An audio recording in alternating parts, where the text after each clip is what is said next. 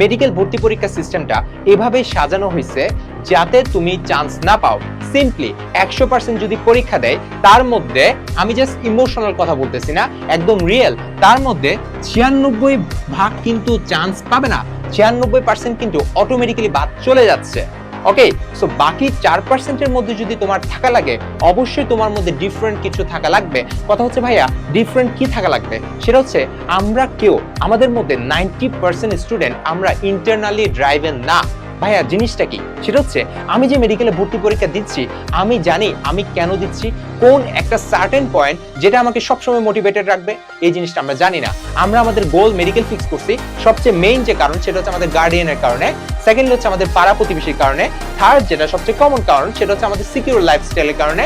আমাদের ডাক্তারি একটা নোবেল প্রফেশন, সেটা চিন্তা করে আমরা সামনের দিকে আগাচ্ছি, এটা খুবই ভালো।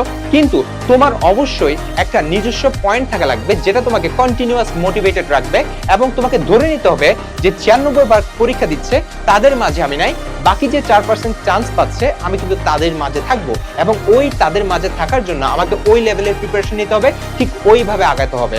নর্মালি কোচিং স্টাইল ফলো করে নর্মালি বাদ বাকি সবার মতো হেলে দুলে গিয়ে আমি কিন্তু চান্স পাবো না, আমি কিন্তু বাকি 96% মতোই স্রোতের সাথে মিশে যাব।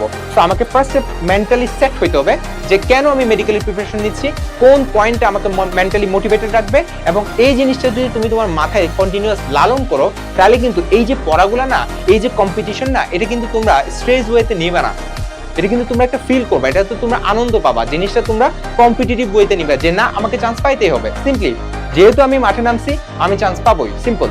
যেহেতু আমি আমার গোল ফিক্স করছি, দেন আমি মাঠে নামছি, আমি মেডিকেলের প্রিপারেশন নিচ্ছি, আমি চান্স পাবোই, সিম্পল। আমাদের ওখানেই মেন্টালি যে আমরা মোটিভেটেড হওয়া ওটা শেষ। এখন আমরা আসি, খালি তো মেন্টালি মোটিভেটেড হলে চলবে না, আমাদের সামনের দিকে আগাতে হবে, আমাকে প্রপার স্ট্র্যাটেজি ফলো করতে হবে, আমাকে প্রপার প্ল্যান সেট করতে হবে।